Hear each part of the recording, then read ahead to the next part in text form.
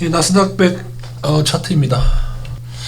나스닥 인버스는 이제 줄여도 15% 아래는 줄이지 않는다. 그렇게 말씀드린 바 있고요. 많이 더 오르게 되면 이제 2.5%씩 분할로 더 느리게 될 것 같습니다. 지금도 약 17.5% 정도 있긴 한데요. 다만 차트적, 단기적으로는 이평선들을, 이 선들을 아래로 깔았을 때 이렇게 해서 지금 돌파가 됐죠. 여기서 다 이 이평선들을 색깔별로 다 돌파를 해서 일단은 추가 반등권, 단기적으로 말씀드리는 겁니다. 추가 반등권에 들어와 있습니다. 요건 알고 계시고요. 이런 위치가 여기는 무조건 좋으냐, 이게 아니라 여기서 조금만 떨어져도 사실 안 좋아요. 요렇게만 떨어져도 이제 안 좋아하는 거예요. 그래서 이 위치에서 여기를 지켜내느냐, 이 선들이 여러 개 뭉쳐진 이 지점을 지켜내느냐가 굉장히 중요합니다.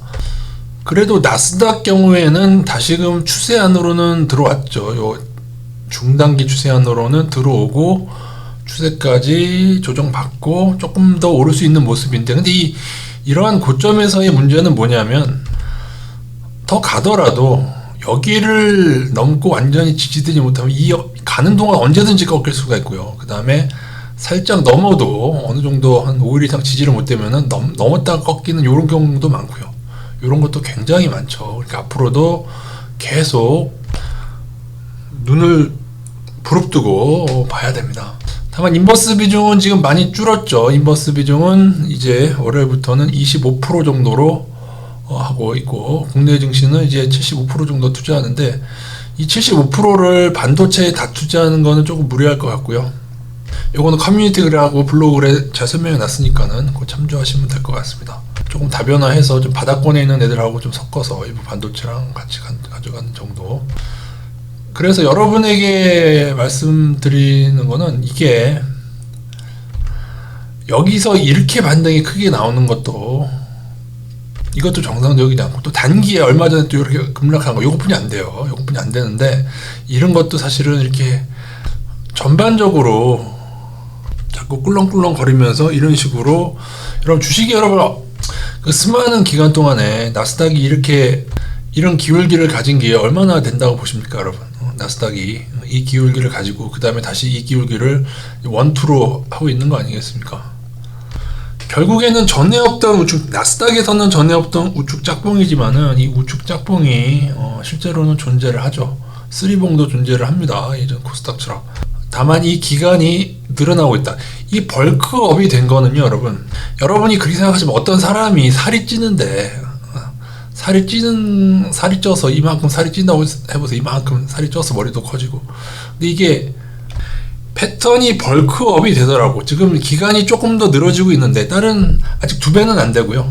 올해 하반기 되면은 보통 버블이 있었던 때 대비해서 반등 기간과 이게 한 2배 정도로 되는데, 올해 하반기 되면은. 그러니까 제가 드리고픈 말씀은, 어떤 분들이 얘기하는 것처럼 나스닥의 고점이 막 10년 후 그렇게까지 5년 후 이상 그렇게 오른다고 생각하시는 것보다는, 조금 더 과거의 패턴보다 1년 정도 더 늘어난다고 하더라도 이 형태상 아주 길게 간다고 보는 것은 맞질 않습니다. 어떤 것에서 맞지 않냐면, 개인이 폭주한 이후에, 그리고 제레미 그랜슨이 말씀하신 그 폭주가 이때에 일어났습니다. 이때 일어났고, 그 다음에 근데 이렇게까지 늘어지게 된 원인 중에 하나는, 제가 볼 때는 개미들의 3배 상하방 배팅, 그 반대로 움직여 왔습니다. 개인들이 이 기간에 다 하방을 쳤습니다. 필반도체 하방을 치다가 드디어 요즘에 최근 한 6개월 정도, 한 7개월 그 정도부터 상방으로 바뀌었습니다. 요게 여러분이 안 보셔서 그렇지, 이때에 상방 전환해서 이렇게 상방 전환한 후에도 좀 더 오르죠. 그래서 지금도 상방 전환한 다음에 조금 더 오르다가 이렇게 해서 이제 또 끝을 맞이하게 된다. 이때는 TQQQ 나스닥 3배 상방으로 해서 망했고, 이제는 필반도체로 모이고 있죠. 도저히 이해 안 되는 게, 여기는 필반도체 하방을 치고 여기는 상방을 치고, 왜 그러는 걸까요? 근데 그렇게 된 이유는, 그렇게 됐을 때 어느 정도는 밑밥을 뿌려주듯이 그 방향으로 갑니다. 그러다가 뒤통수 쳐서 떨어지는데 이 급락이 무섭겠죠. 다만 앞으로 얼마나 더 갔다가 마지막 오버슈팅이 얼마까지 나올까, 그건 저도 모르겠습니다. 그래서 상승 신호가 나더라도 나스닥 인버스는 이제는 15% 아래로 줄이지 않는다. 아래로 줄이지 않는다.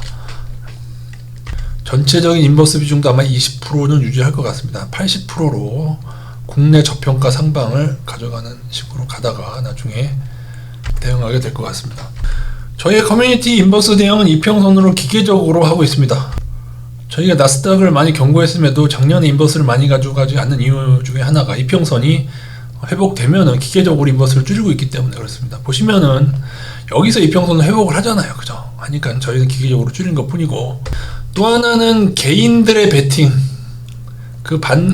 개인들의 베팅의 반대로, 근데 지금은 잘 봐야 됩니다. 개인이 이제 상방 베팅을 시작을 했기 때문에 한 6개월 전부터 지금은 잘 봐야 되는 시기인데, 그래서 예전과 다르게 이제 15% 정도는 박아두고 시작을 합니다. 요거는 나스닥이 우리가 크게 다르다는 저의 판단인 거죠. 나스닥이 한 15% 정도 박혀있지 않으면 이후에 오르다가, 그죠? 더 오르기도 하겠죠. 더 오르다가 갑자기 여기서 뚝 떨어지는 이런 거를 감당해낼 수가 없습니다. 그래서 이 기간 동안 우리나라 저평가들 많죠. 그런 걸로 인해서 단계로 오르게 된다면 조금 수익을 가져가면서 나스닥 인버스를 좀 끝까지 잘 대체해 보도록 하겠습니다. 물론 이제 나스닥 인버스를 크게 치는 때는 좀 멀었습니다. 장기 추세가 깨지려면은 조금 꽤 멀었어요. 그죠? 다만 지난번처럼 한 번 더 여기 중기 추세 여기 한 번 더 나가게 된다면은 이때는 잠시 또 늘려볼 예정이 있습니다. 요거 지켜내는 게 좋습니다. 그러니까 21선 대응을 좀 할 거다, 그렇게 보시면 될 것 같습니다.